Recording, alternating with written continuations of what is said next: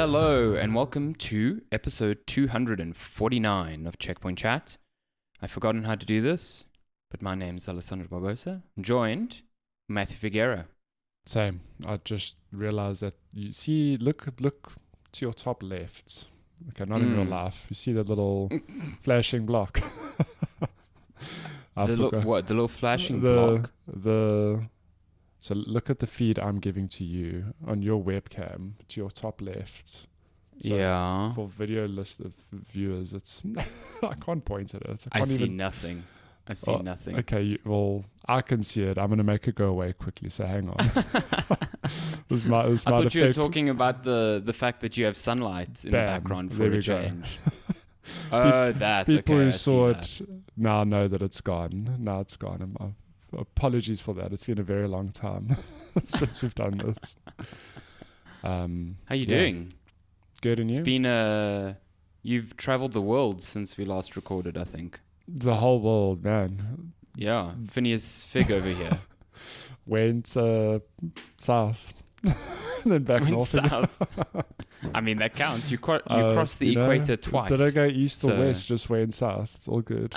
I went slightly east. There's nothing important there. Nothing important in the east and the west. Went slightly east. I went to Kenya. It was very confusing in terms of like if I looked at my ticket. So I flew Air Kenya. Went via Kenya. Kenya is 3 hours ahead of the UK. Okay. Oh. But then South Africa's 2 hours ahead. So, which makes my trip was I'm going forward 3 hours and then back an hour, which is very confusing. Your trip here, yes. Yeah. Yes. It's looking at my ticket like, man, what is this layover? Why am I arriving at this time? Man, and it's like, no, it's because of the damn time differences. Very confusing, but I made it. I don't even look at the times like on the tickets.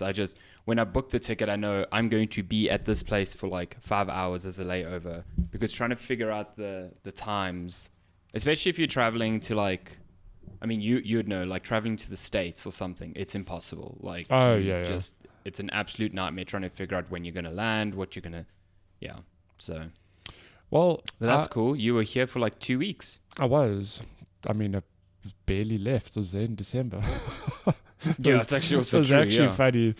Like, because the 3 months went so quickly, between December and March, it's like I hadn't left. But it was really 3 months is nothing. Really, really good to see family again, see you guys, and be there for your wedding.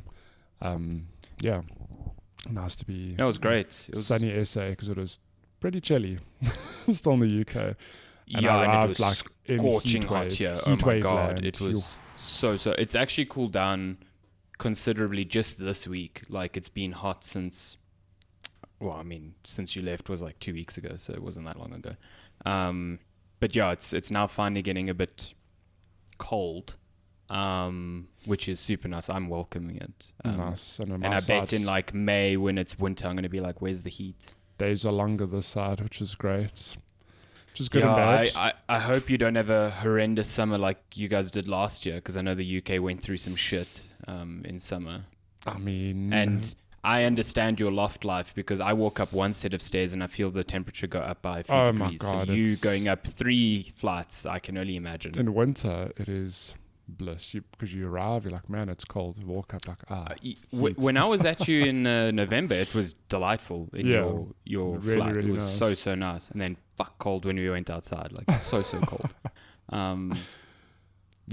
Summer must be a bit brutal.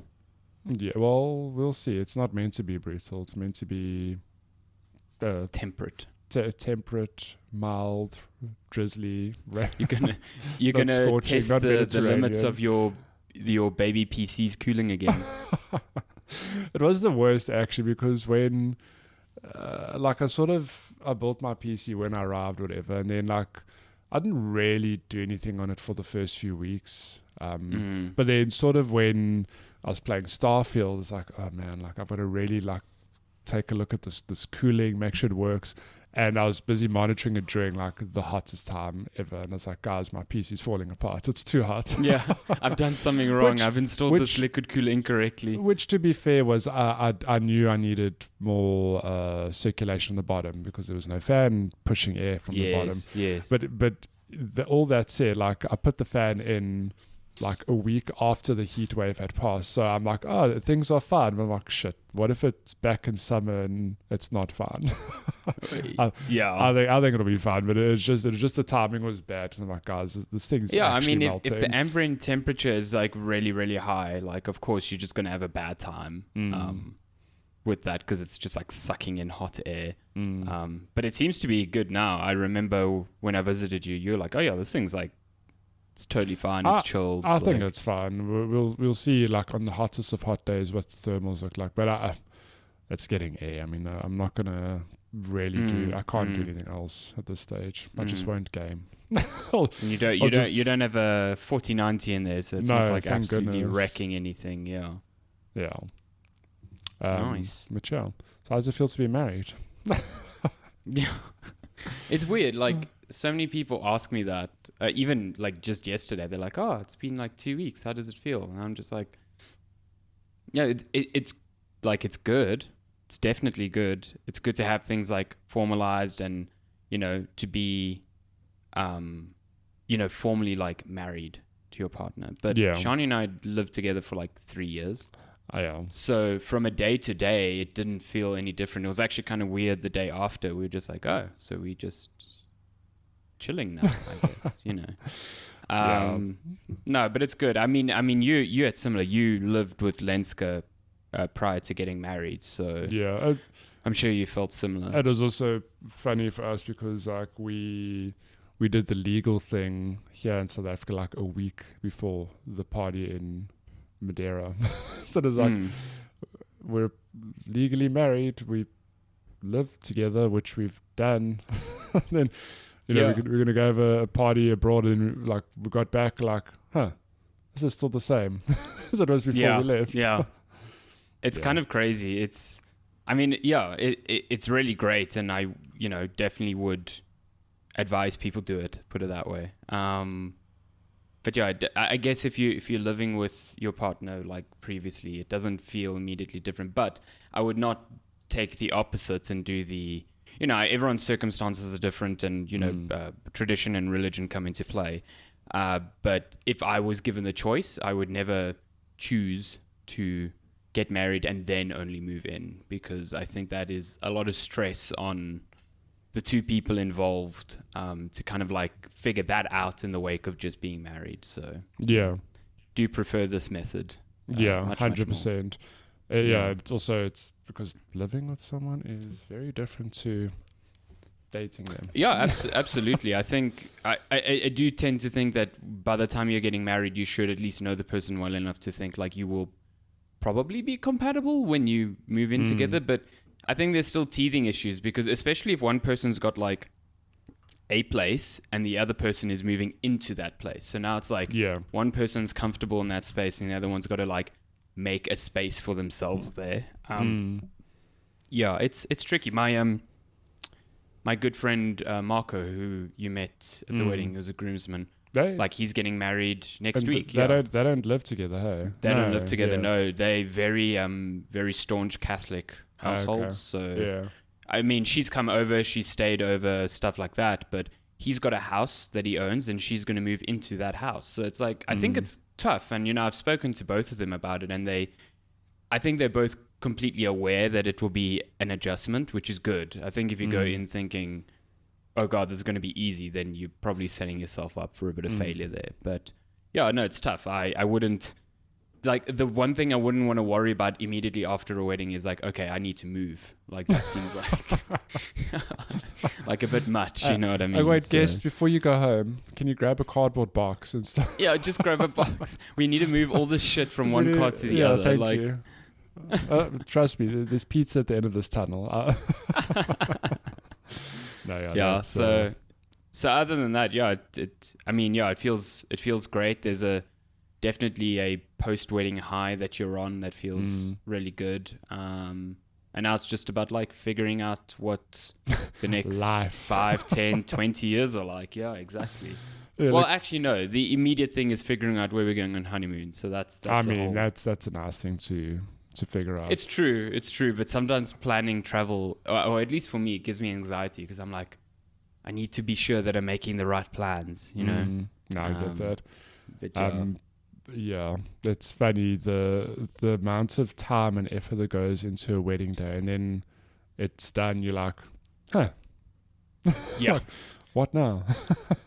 I 100% believe people who said like it flies by and you need to like cognizantly like be present. You need to make sure that you are there mentally, you know, otherwise you're just going to miss everything. And I feel like I tried my best to do that, and even then it just flew by. I didn't give you enough of these unreal. in the day. Just like, are you focusing? It's just like, it's insane because I think you as the bride and the groom, you're so busy. You know, you're taking photos, you're doing this. It's nonstop. Like it's really nonstop. Even like the act of eating, it's like, well, eating is probably like the only time you get to sit. And like you sort of sit and you eat, and then it's like, okay, cool. Now you're doing your first dance, or you just doing this or that, or you need to go cut the cake or do this or that. Yeah, it really flies by. I mean, and that's why I think it's like an unspoken law. If you are married, you'll tell people getting married that they must enjoy their day and like pause and take it in, because like it does just fly by. So and like I think we enjoyed the day for sure, but like I look at a lot of photos of the reception, I was like, when did any of this happen? Where were we? What were we doing? How much whiskey did you drink before the And I felt bad because you want to socialize with a lot of your guests, especially ones that have, you know, there were a lot of people there who had traveled very far. I mean, you look at that, and you like barely said you a kind word of feel guilty. I'm joking. Yeah, you kind of feel guilty that you like haven't said a lot to these people who. It's I don't know. It was a strange thing. Let me let you in on a life secret. It's a day about you, not about the people. So as long as you and Charlie were with each other and doing your thing. No, we enjoyed. It was a lot of stress off our backs at the end of it. So yeah, and everything went like super smoothly. Which was and a lot of it happened without us having to like get involved. So that was like wedding planner. Plus. Yeah, so good, so good. Ran a tight ship as all wedding planners do. Yeah, she was so good on the ball the whole night. And she was like, she's like 7 months pregnant, and she was just up and down. Impossible to tell, honestly. Yeah. No, she was really good, and yeah, worth every penny. If you ever at the beginning of a wedding like planning thing and you're like, wow, wedding planner seems like a lot of money, just do it. Just take the hit, do it. It will save you immense amount of stress and time. Like it's worth every penny. Yeah.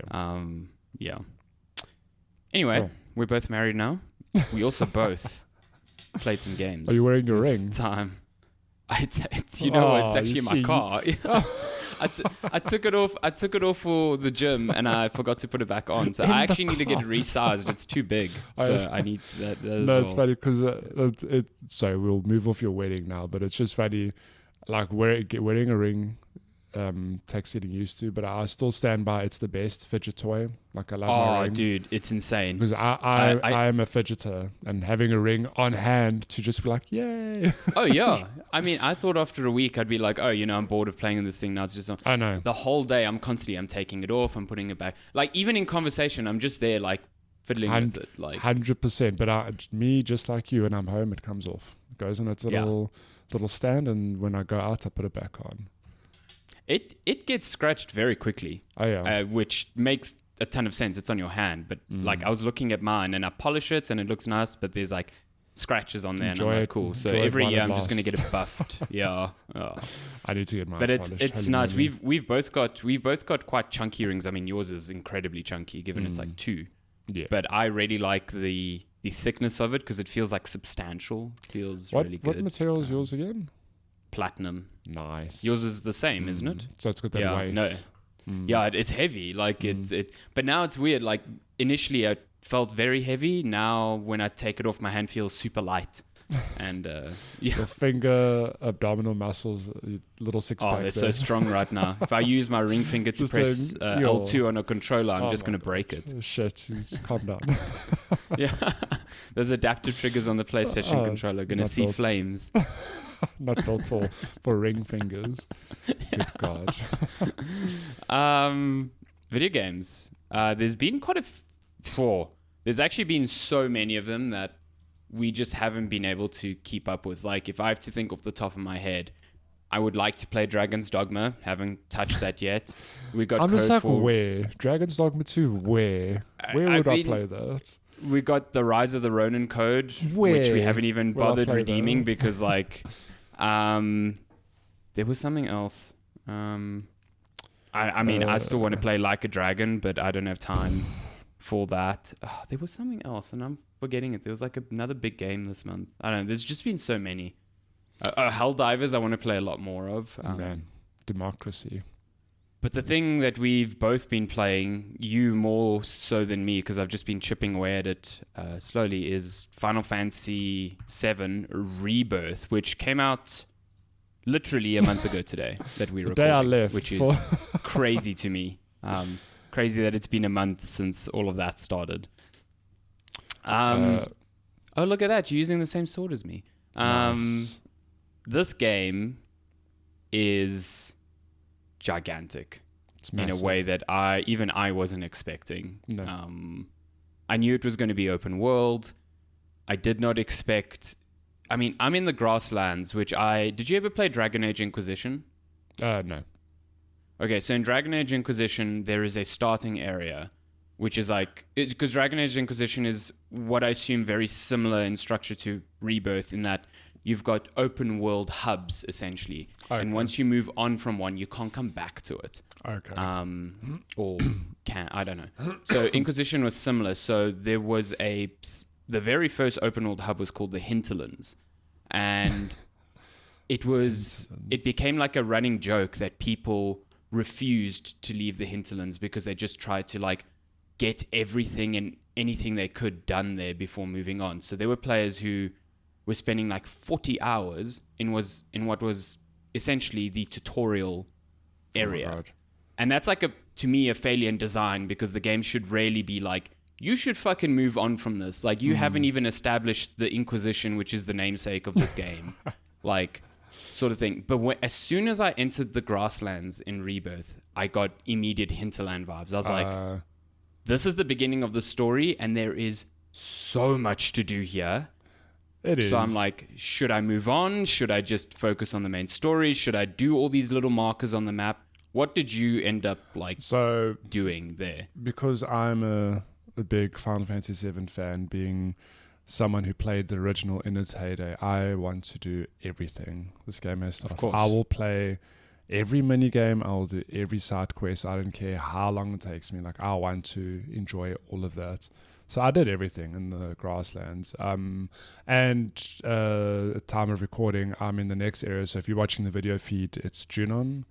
Is this Junon? This is Junon, yeah. It's like the Junon open world part of the game. And I've just about ticked everything off. So if you want just raw time, 20 hours to tick off both those open worlds. That's and wild. Do the chapters in between. It's a lot of content, but I mean, so to just not be clear with you, to alleviate any worry you might have about like, oh no, if you move on, you can't come back, you can go back to past areas. Okay, that's quite nice. Yeah, okay. Like you do, I think it's a side quest or something you do, and then you unlock the means to travel back and forth. And I assume that will carry through most of the game, where you can go back to past areas. So if you're worried about like, oh god, like am I going to miss anything? Like, don't. You can move on, do some main quest, come back, whatever. But I'm ticking off all the side quests, and I think each area, and remember, I've only done 2 of, I don't know how many there are. I assume there'll be quite a bunch. Each area has like 5 side quests over and above the main whatever objectives, and they take a couple hours to do.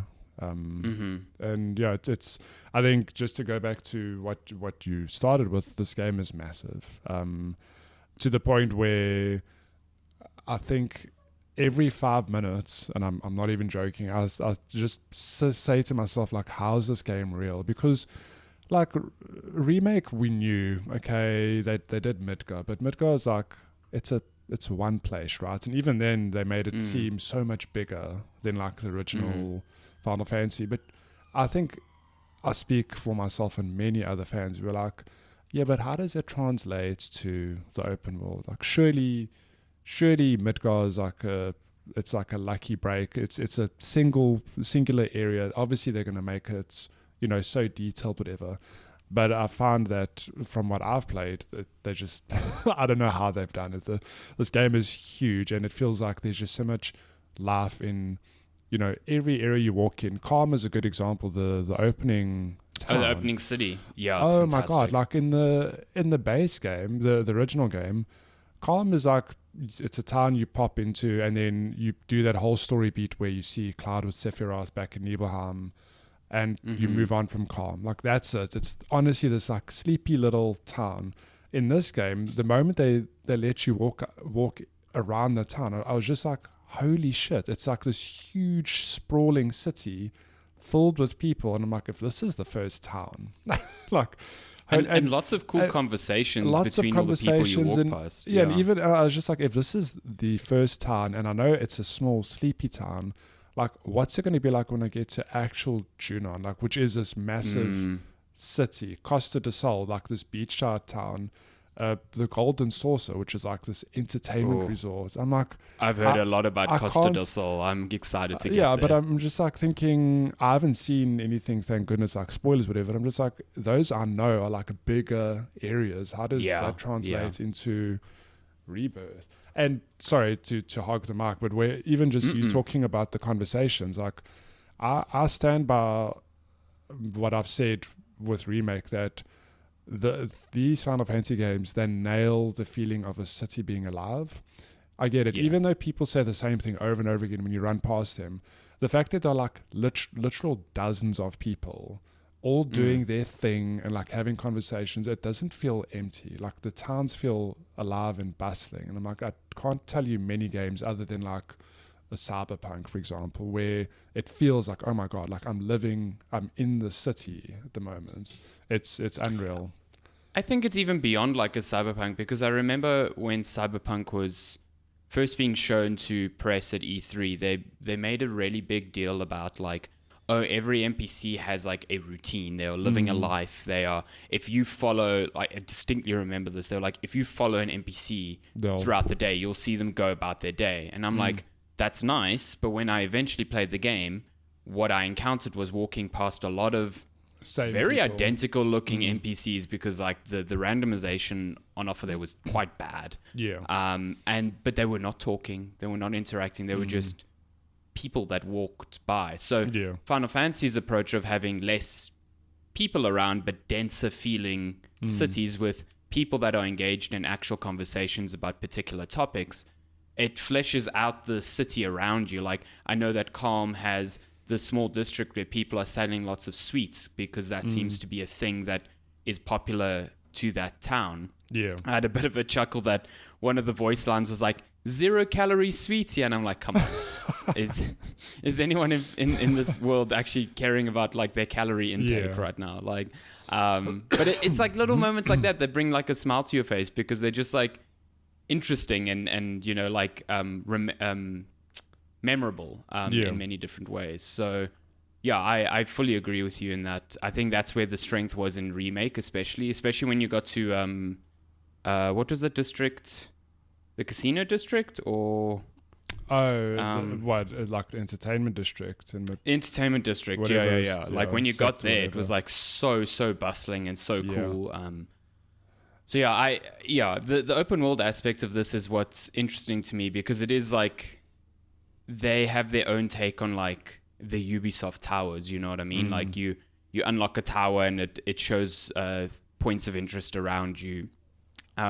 And there's little open world activities or short and brief, which I think are really cool. It's like, analyze this crystal, or fight this enemy with like specific objectives attached to it, or repair chocobo stops. So that's all neat. And I appreciate that you can fast travel almost anywhere on the map without restriction. Like you don't have to you don't have to have done a certain thing or have a certain item to fast travel. I think that makes getting around the map so much better, especially in the wake of Final Fantasy 16, which did not have that, where you could only travel to specific ruins and then you just had to fucking run around to like specific parts of the map. I appreciate this approach a lot more. So yeah, I mean, I'm only like 5 hours in. I'm still getting the hang of the party dynamic. I like that you can switch between. I've only got 5 party members at the moment. I'm almost certain that's going to change, knowing certain characters are missing currently. But I like being able to switch between pre-made party configurations on the fly. So I can have like Aerith or Tifa, or I can then have Barrett and Tifa, or Red 13 and Aerith, or like just ready to go and switch them outside of battle. I'm still with Tifa and Aerith. I'm not entirely sold on Aerith on this game. I felt like she was super, super strong in Remake and like indispensable. But here, I don't know. I think Tifa's probably the best character to play as still. Or whatever. And what's your composition? Oh, Red. Okay, fair enough. Red is pretty cool. No, so it's funny because I'm playing kind of like after having played my first playthrough of the game. We all know spoilers that Aerith dies in the original. So any time I played Final Fantasy VII after, I was like, I will have her in my party because I'm not going to have just her forever. until that moment. And I just really love Red. So I'm running with my original. It's predominantly Red and Aerith. Interesting. Man, I'm very interested to know how. I mean, we know how Yuffie plays because we've had the DLC. But I'd love to know how the other characters play in this game. Like, how have they translated into this modern retelling of this game? I love it. Do you want to talk a bit about so the big change here, which I just played Intermission just a few weeks ago in prep for this Yuffie stuff, and I never realized that they sort of started playing around with synergy abilities in that DLC, but it's been expanded upon like greatly in Rebirth, and that's kind of the core mechanic that has been added to the combat. So how do you feel about it? I mean, I don't know how much you've dabbled with it yourself. I mean, because you're still pretty early days. I think it's interesting. Still also, I mean, this sounds ridiculous, don't get me wrong. Like, I'm 20 hours in, but also in terms of the overall game, like, I'm still early days, if that makes sense. Like, I've still got a lot of content to get through, so a lot of stuff to unlock. So this is like double the time of Remake. This is like an 80-hour game as opposed to 40. I'm still, like, the synergy abilities, I'm still figuring them out. But they are very cool in that they give effects to your party. Like, for example, if you do a certain attack with Cloud and Red, like, you can extend their ATB gauge up to 3 for like a certain time, whatever. Or there are other effects where I think, like, you do a synergy, your MP cost is 0 for the rest of the fight or whatever. But what's interesting is building up to these synergy abilities, you have to cast spells or do things. Like, you have to expend ATB bars on certain abilities. On certain abilities to like build up a whole separate gauge as well. So it just adds like, I think Remake already had a level of complexity to it. This just adds like another layer to it.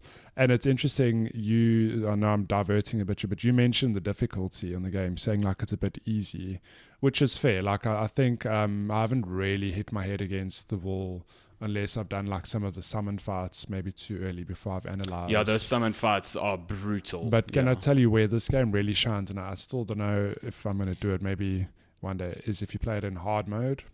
So I platinumed after you finish the game, 7 Remake because, well, I wanted to platinum it, but one of the trophies was you have to replay the whole game on hard mode, and I was like, man, like that's an annoying trophy, but I like the game enough that I'm going to do it. And I found with hard mode that really, really, really made the combat system shine, and it forced you to learn it, because then it was no longer just this thing of like, yeah, I guess I can attack and like cast some spells and do whatever. That was like, okay, now like, what is the weakness of this enemy? How do I pressure them? What sort of equipment should I have? And I feel that Rebirth probably will have the same thing where, like, I'd love to play it in hard mode. I don't know if I will, but another 80 hours, yeah. But like, how do synergy abilities play into that? Because again, combat's completely different. It's like, how heavy do I have to rely on my synergy abilities? Whereas now it's like it's like fireworks. It's a nice to have. Looks cool, but I'm not like dying to use an ability, if that makes sense. Yeah, I think that's why I was talking about the difficulty in Discord, is not because I think like the easy nature of it is taking away from it. I think it's because I want to engage with the synergy stuff a lot more, but the battles aren't lasting long enough for me to get there, because the synergy abilities often require like 2 or 3 abilities from each character involved in the ability itself, to have been played out in the battle. And usually by the time you've done even half of that, you've killed every enemy. So like, you don't even get the chance to build up that gauge. And I feel like I'm missing out on a lot of potential complexity, because, I'm never in the position where I'm like, okay, what synergy ability do I need here? Do I need the unlimited MP one? Do I need an additional ATB gauge? Do I just need this specific amount of damage on one enemy? And the only other difficulty option you have is called adaptive, and I'm not entirely sure what that does. Like, I don't know if it adapts every enemy to your current level, where in the open world they might have fixed levels and you're just like blowing past them because you're like 3 or 4 levels above them. It could be, but yeah, I've heard anecdotally that it can like bridge that problem where like it does require a bit more complexity to get around. But like you said, the summon battles are incredibly difficult. Like, you will, you have to pick your party and your materia correctly to tackle them. And I think some of the story engagements, at least the bosses early on, have definitely given me that sort of like complexity that I'm craving. It's just the open world stuff that is like it's like blowing past it. But again, like, maybe it's a good thing, because if you're coming across random enemies so frequently in the open world, then every battle's like a 3 to 5 minute thing that you have to really think about. That's going to burn you out very quickly.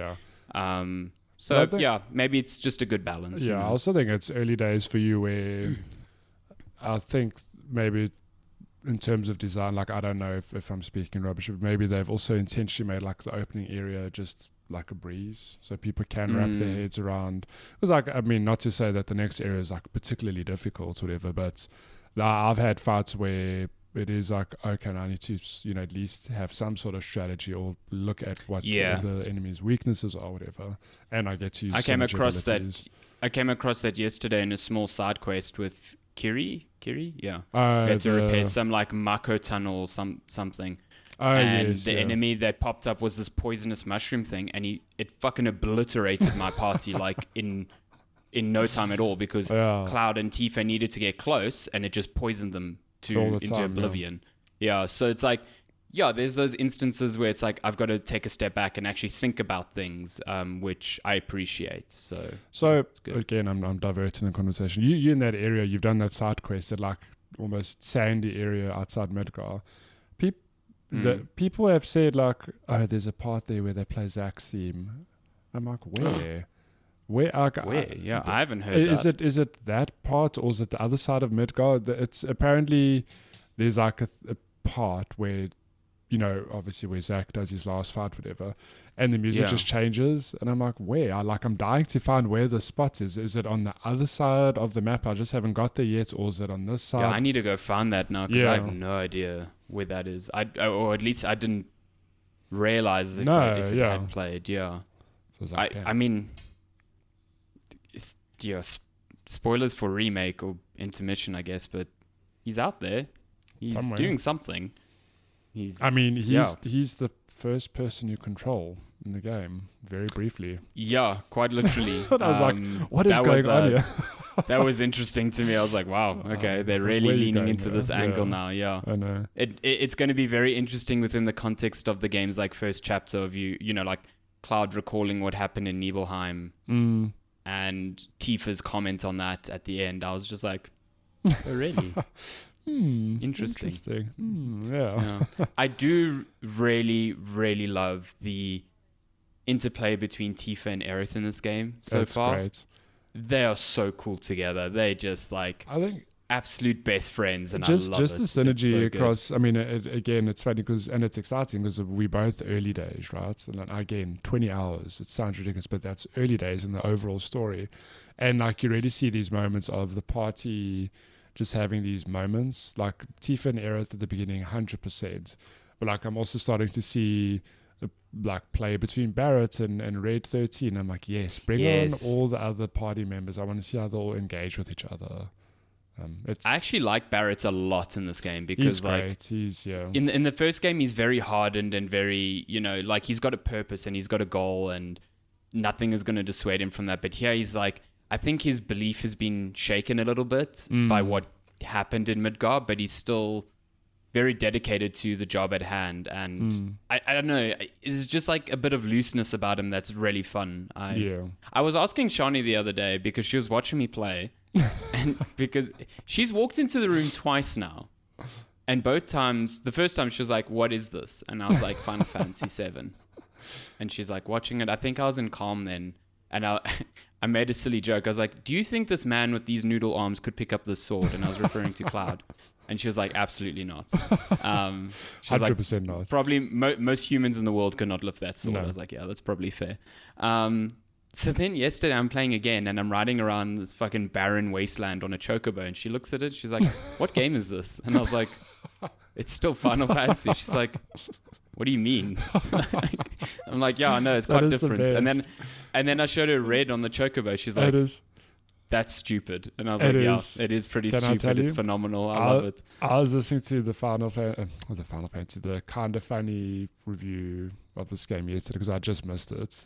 And I know, you know, like Tim and them are huge Final Fantasy fans. Massive, and they made such a good point of like, Final Fantasy 16, one thing they missed, they compared a lot to the game because it was a recent Final Fantasy, saying like they love Final Fantasy 16, but one thing they missed was that it was very serious.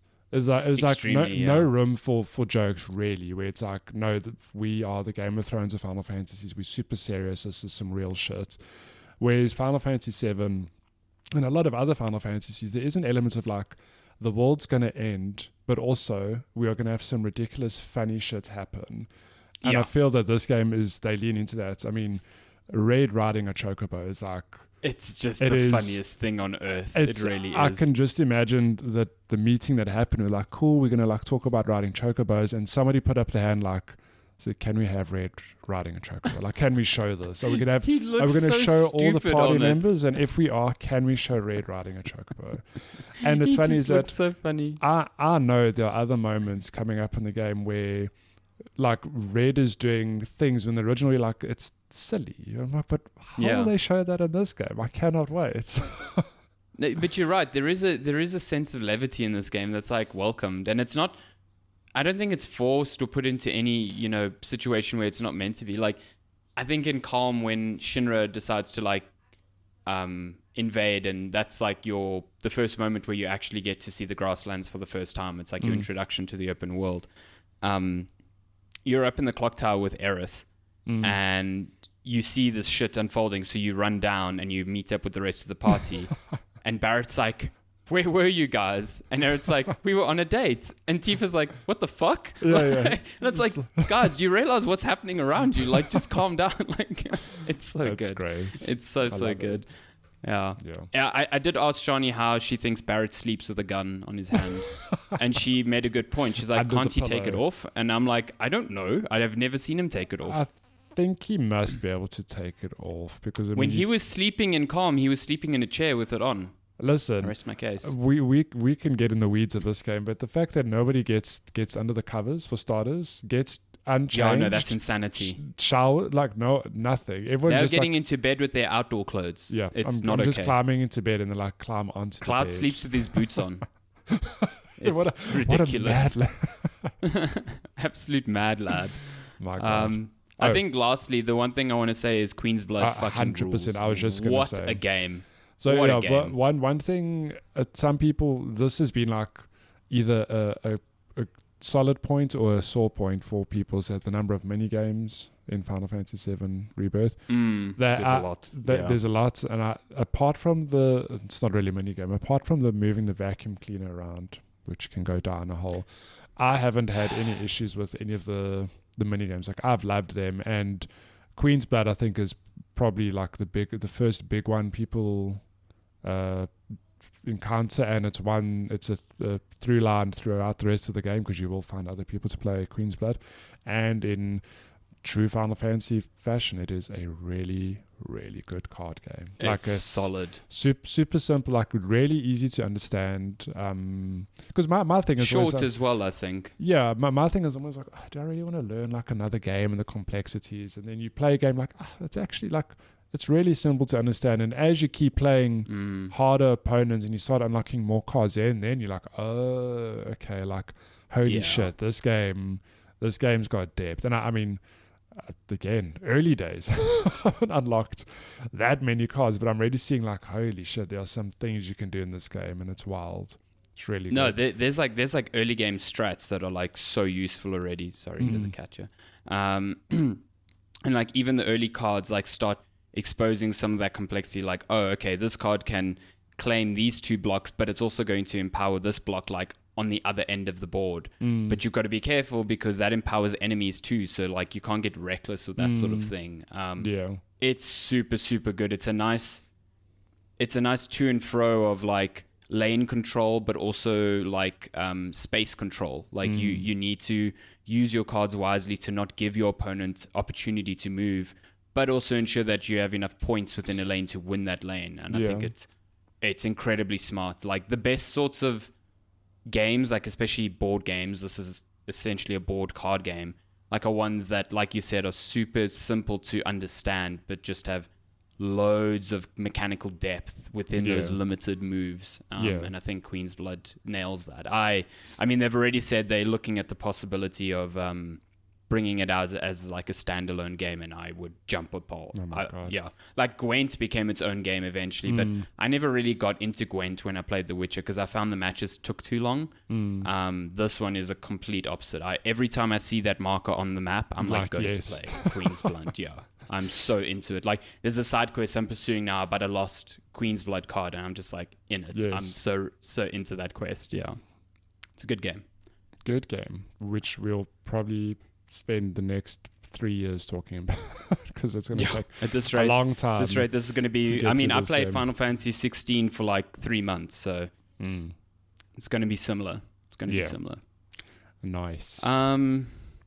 Cool. It's a good game. That good old Final Fantasy. Another game we've both played quite a bit actually is Balatro, which is I think if you listen to the last podcast.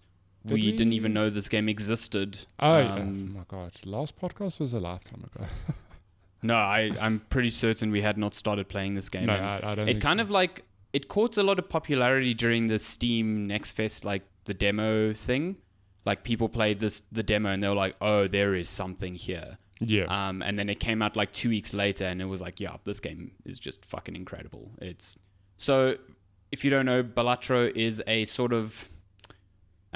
it's a poker-themed roguelite that works off of the fundamental rules of, 5-card poker hands.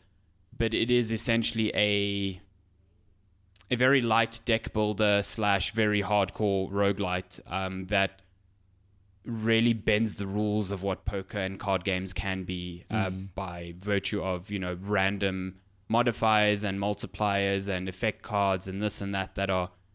how you construct a successful run. So each round is called, or each level is called like an ante.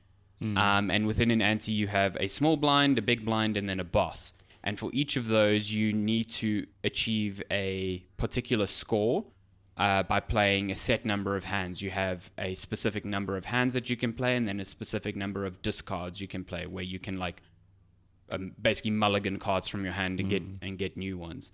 And you're trying to construct different poker hands that all have different multipliers and scores attached, while synergizing with things like joker cards that buff certain poker hands or buff certain suits or have really fucking bizarre abilities, as well as consumable arcana cards and these planet cards that kind of buff particular other poker hands, like straights. They'll say they'll change the level of the multiplier from 1 to 2 or something like that. Yeah.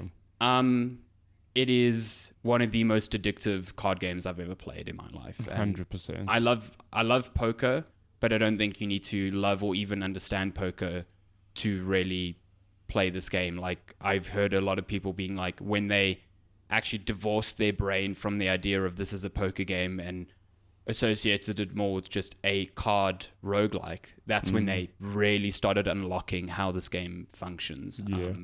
I think it's just so smart. Even the poker thing, like, the only thing I wouldn't even say you have to know, but the only thing that you really need to know about poker is just what hands do. Like, what they are. Oh, sorry, not which are what better they than are. others. Like a pair, three of a kind of, and like even that said, those are very easy to learn. Like, you don't need to learn the fundamentals of poker, just understanding, what hands can you play. The moment you know that, Balatro is then you can just play. You can figure out a whole lot of other things that are completely unrelated to poker. Yeah. I mean, you can do bizarre things where you can be like, cool, I'm going to, early on you've got access to a joker that really buffs spade cards. And you're like, cool, I'm going to build this run around spades, which means I'm going to focus on flushes. Yeah. But it also means that when I have the opportunity to add cards, because you can add cards to your deck by buying them, so you're not constricted to your 52 cards. By the same token, you can also destroy cards. So in a run like that, you'll be like, cool, I'm going to add as many spades as I can, and I'm going to destroy every other suit that I can. Or try and transform cards into like suitless ones where they can be applied as any suit, stuff like that. So it's like you are altering the fundamental makeup of this deck. You're not constricted to 52 cards and the base collection within there. And you can really go far by just honing in on one or two specific hand types or strategies and that's how the game functions. If you're trying to spread yourself too thin, like any roguelite, you're just going to be like really good at nothing. Yeah. And Balatro functions in the same way. So the only thing that bugs me about this game sometimes is, so the boss always has a specific like modifier or ability, and you are made aware of that ability when you start the ante. So you essentially have two chances to try and like either change your deck to adapt to that boss or do something about that boss. In some cases, you can like skip a blind, so skip the opportunity to gain more money and visit the shop and get like a token in exchange, and that token sometimes changes the boss blind, like it will completely alter it. But sometimes you just can't, like you don't get that opportunity because of the way the randomness works. Yeah. And you don't have the ability to change your deck in time, and the boss just becomes like an impossible task. So some of them are like, I think, quite aggressive, like you can only play one hand, or like a certain suite of cards is debuffed. So like if you've built your entire run around spades and this boss is like, yo, spade cards are debuffed, you're fucked. Like there is nothing you can do about that unless you re-roll that boss blind. Yeah. So I find that is a bit like disheartening when you're like one ante away from winning and then you get whacked with that, and it just feels unfair. But other than that, I think the game is pretty well ballance. It skirts a fine line of making you feel overpowered, but also like you have to think about what you're doing very carefully all the time. I think, like as much as I love the game, there are one or two things that are like frustrating, and the one you mentioned is the boss blinds. But also I found that it's a roguelite, but there are things missing that I feel would make it but like it's a discussion that can happen, because I mean maybe a part of the game is just luck and whatever, but like in a typical roguelite you get permanent upgrades, for example, where Balatro just has none of that. So like as an example, in a typical roguelite you might say like, okay, cool, you can spend currency to get like your health will be permanently increased by 5%, or you'll start with five gold instead of with 0. And it's like small incremental things that slowly build up that make the runs like easier until, you know, and whatever, like I'm getting into the weeds there. Balatro has none of that, and I feel that sometimes you can start a run and immediately like this isn't going to work, and you just restart. I mean, and sometimes even by the second or third anti, like I'm just not getting, like I'm not building the right sort of deck, and I feel like I don't know how they would address that, or if they even have to address that. Like maybe the game is fine the way it is, but there's no way to like mitigate that. There's no way to like sort of, if I mean, like there's a huge element of randomness and luck, where I think the more you play the game, the more jokers you unlock, the bigger the pool of cards becomes. So it's like, if you know, oh, there's a joker that does X and a joker that does Y and a joker that does Z, but I'm never going to really get them all three together. It's unlikely I'll get them all at the same time. It becomes difficult to start to plan a sort of deck you'd like to do. But again, like, is that fair for me to criticize the game? Maybe that's part of it, where it's a card game. Like there are elements of luck and randomness, so that's part of the theme of it. So it's like, excuse me, it's weird because it's like, it is a criticism, but like I'm not like, I kind of get it as well. But I don't know if you agree or disagree with that. No, I get what you mean, especially with regards to the jokers, because there are like 150 of them, and like it's a weird balance where like I feel like the game really opens up once you've unlocked a lot of them, because the possibilities of them are like, some of them are extreme, some of them just absolutely change the game. Like if you run into an instance where you're able to run like a joker that reduces the requirement for a straight from 5 cards to 4 cards, and then a joker that lets you skip cards in between in a straight, like you're golden. You are rolling through rounds. Like you're playing like 4 card straights, but like they are a complete mishmash of cards. It's ridiculous. I think there's combinations like that to be found all over, but I do agree that with 150 you might be like, oh, I really like that run where I combine these two things, but there's no way of you to actually sort of manifest that. It's completely random. Whereas with a game like Hades, you know, a big portion of that game is the weapon you choose, and you know that you can build around that with particular abilities, even though they deliver to you randomly. So yeah, I understand that. I think where Balatro kind of does that sort of is with the new decks. So the more you play and the more objectives you complete, or the more runs you complete, you unlock new decks, and each of those decks has a different starting ability. So like the initial ones are like, oh, one of them gives you 1 additional hand, the other one gives you 1 additional discard, one gives you like, I think $10 to start. But then they start getting like interesting, where like one will give you a planet card that is activated from the get-go. So that already starts defining your run, you know, from the beginning. So, and there's loads of decks to unlock. So I haven't done a lot of them. So I think that kind of bridges the gap, but I do get what you're saying. Like, this is predominantly random, and you've just got to work within that. And there will be runs that I have had runs that within Ante 2, I'm like, I can already tell I'm struggling to hit the chip value, and this is not going to go well.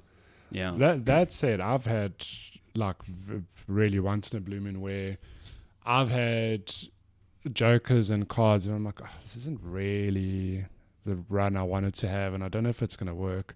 I'm just going to keep playing. I mean, I think the first or second time I finished the game was done with pairs. Like I just had, I had a joker that like, I can't remember what the jokers were, but I ended up just literally playing. I had a joker where you got a multiplier for playing 3 cards or less, which is like absurd. Like, why would you play 3 cards or less?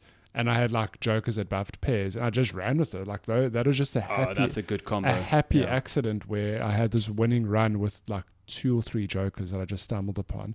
So like, it is a weird thing. I get it. Like, I think it's like you would have never played that sort of deck so like without the circumstances. So like, I acknowledge part of the charm is like, you don't know what the combos are. Like, sometimes you are forced to try and figure out how to make a run work.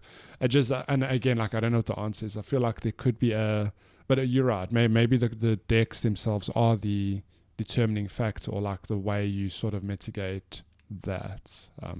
Yeah. All that said, I don't know. all that said, I love this game. Like, absolutely. Let me tell you, on the plane to your wedding, this is all I played. On the way plane back, this is pretty much all I played. Like, I was hooked on this game. It's really good on Switch because I like playing on Switch because of the touchscreen. Like, I just use the touchscreen to tap cards. It feels really good. I mean, I've bought this game on 2 platforms. I have it on PC as well. So I think the one thing that, as soon as I realized this, or as soon as the game definitely did tell me about this, but I never really like kept it in my mind, was that Jokers are played from left to right. Oh, yeah.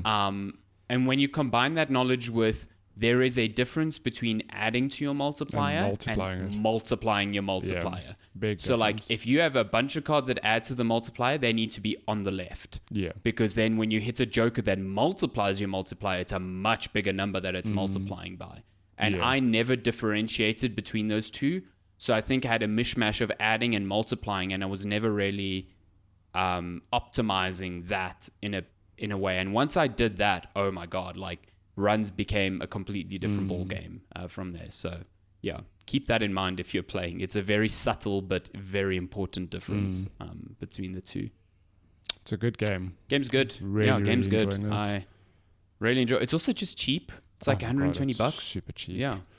And it's so cheap. So it's like a no-brainer to me. What I really like about it is that it's like, I feel it's a game you can go back to whenever. Like, I'll pick it up in a year, 2 years, 3 years, and it's a very good card game. Like, it's just, there's no like muscle memory associated with it. So it's not like when you go back to Hades, which I have done many times, and I'm like, I've got to play 1 or 2 runs to just remember how the fuck I'm moving around. Yeah. It's just a game where it's like, cool, I've got to remember how jokers work, and that's it, you know, and it's pretty easy to do that. Yeah, how do cards work? What is this heart suite, you know? Yeah. It's a great game, and I would very easily recommend it to anyone who is interested in roguelites. It's coming to mobile as well at some stage. So yeah, they did say, because the developer said that the sales numbers have been extremely good, so they're thinking about they are busy working on a mobile version. That's awesome to me. So yeah, good, cool game, Balatro. Would you like to chat about our final game? No, let's go. No, I'm kidding. Wow. So I can very briefly touch on another game I've been playing, Princess Peach Showtime. So this is when did this come out? Like a week or 2 ago. This is I think like a week ago, yeah. A new Nintendo game centered on the one and only Princess Peach, who typically is, you know, the damsel in distress in, you know, Mario games. And I don't know if this can't be her first solo game, surely. I'm sure over the many decades. It is. What? For it real? Is. It's insane. That's why it's such a big deal as well, because it's like the very first one. Okay, that blows my mind, because I'm like, surely at some point there's been a Princess Peach game. Well, with that knowledge in mind, this is the first Princess Peach game. And just off the cuff, it reminds me very much, like, it makes me think that Mario and Kirby had a baby, in terms of how the game works. So if you're watching the video version of the podcast, you've got gameplay up, you can see it's just Princess Peach running around, and you got this ability called Sparkle. I think it's called Sparkle, where you basically spin your ribbon around, and you can, you know, attack enemies and change things in the environment. That's like, at its core, that's what the game is, and there's some light platforming. But where the Kirby element comes in is, you'll see later in the footage that you can get different abilities or different kinds of Peaches. So, for example, the first thing they give you is like Sword Fighter Peach. I can actually just skip ahead. Sword Fighter Peach. Sword Fighter Peach. Oh, that's where she's got the almost sword. Like the... there we go. Bam. Yeah. Which then... looks like a pirate. No, it's like more like a pirate or a musketeer. A musketeer, yeah, that's actually better, yeah. Sword Fighter Peach. So what happens is that now I can no longer use my ribbon, but I have a whole different skill set. Very much like a Kirby game where, you know, I can still jump or whatever, but I've got a sword to do just sword combos. And this, I mean, again, like I've only played maybe an hour, 2 hours of this game. And there are a couple of these, like there's a Ninja Peach, there's a Patisserie Peach, which is more... I'm sorry? which is a more... Patisserie Peach? Where more... Does she throw croissants around? I wish. No, so that particular ability, that level was centered around almost like a mini game where you make cakes and, nice pastries. Interesting. It's an interesting game. I can't tell you it's done anything that I've never seen before.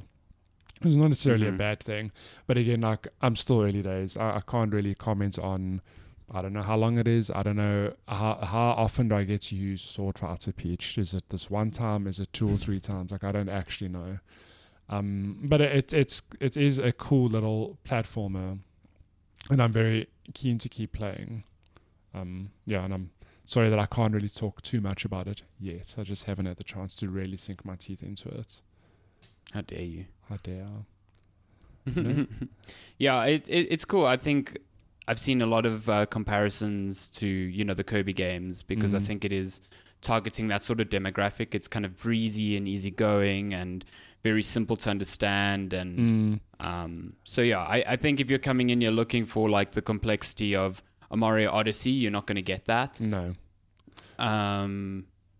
But it's cool to see Peach in her own game. Hopefully this means more in the future. One thing I will commend, again, if you're watching the video feed, you'll notice that aesthetically, a lot of it is like a stage or backstage.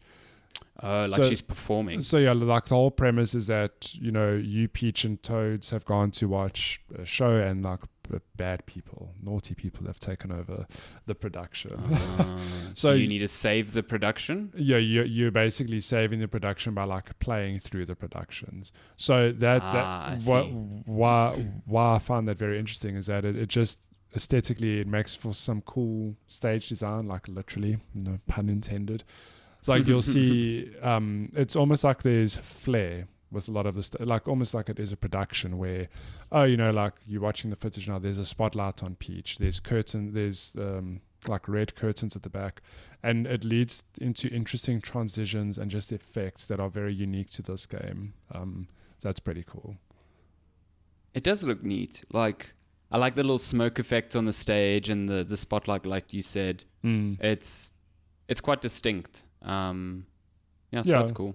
I wonder how many different abilities or different Peach like costumes she has that change how you play as you go. I imagine there's a few, but I mean, like I've seen 3 or 4, and I'm like, surely you're not just gonna have Sword Fighter Peach through one level. I'm sure there'll be more of her in future. But again, like I don't know.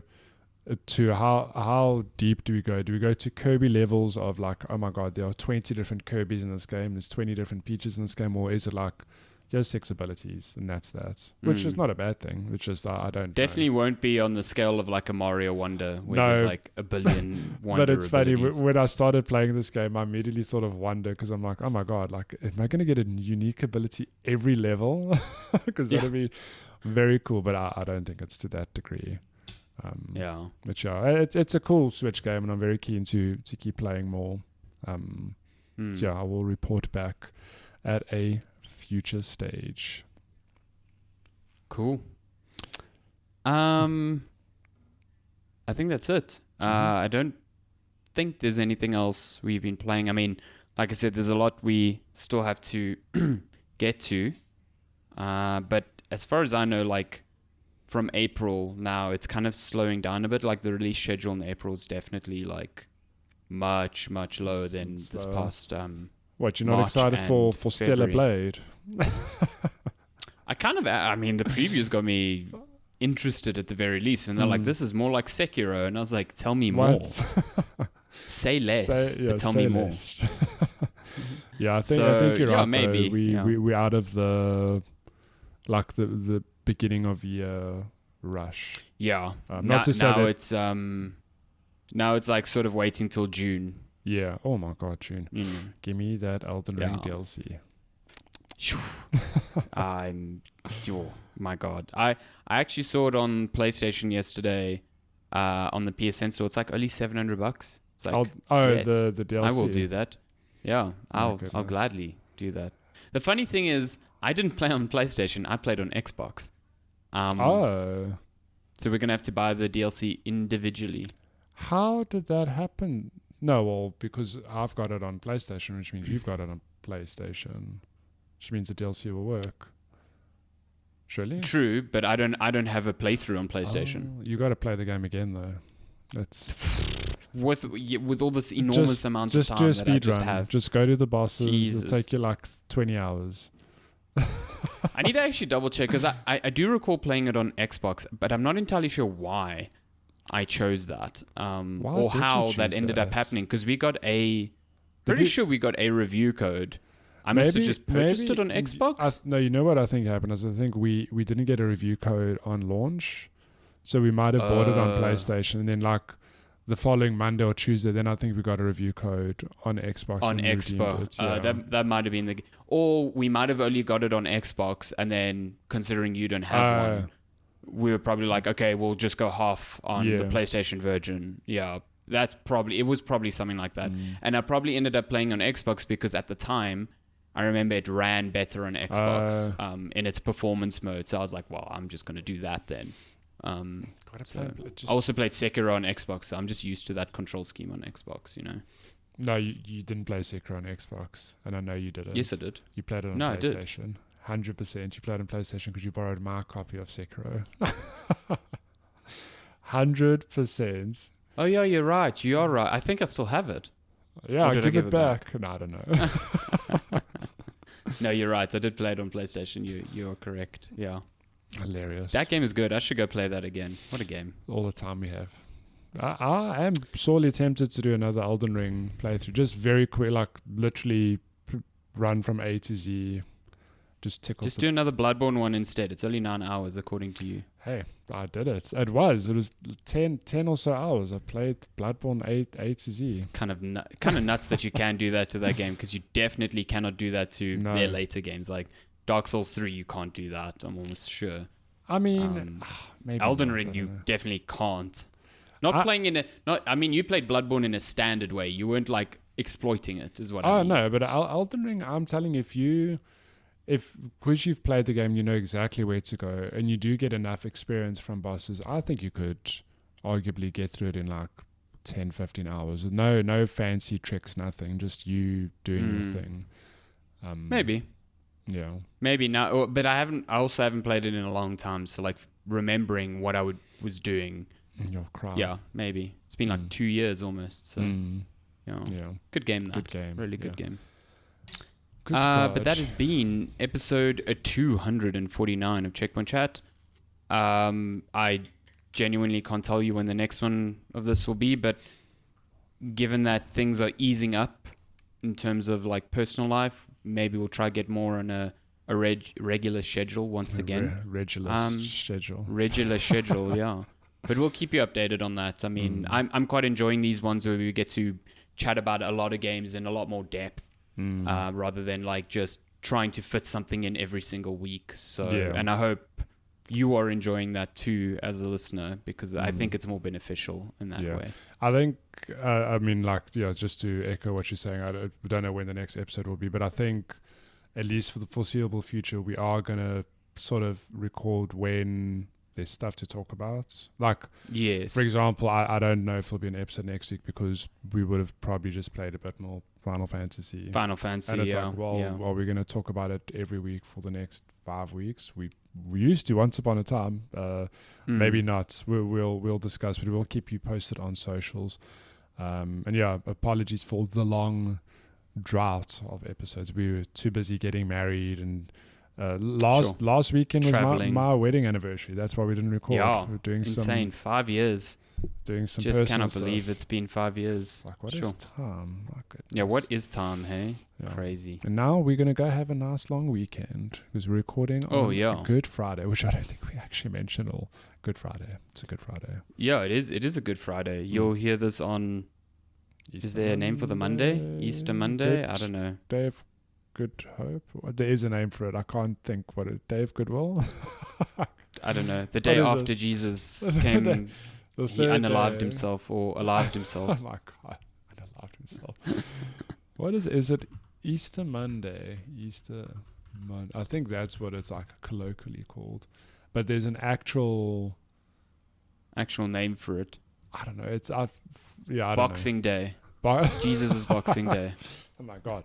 Definitely not.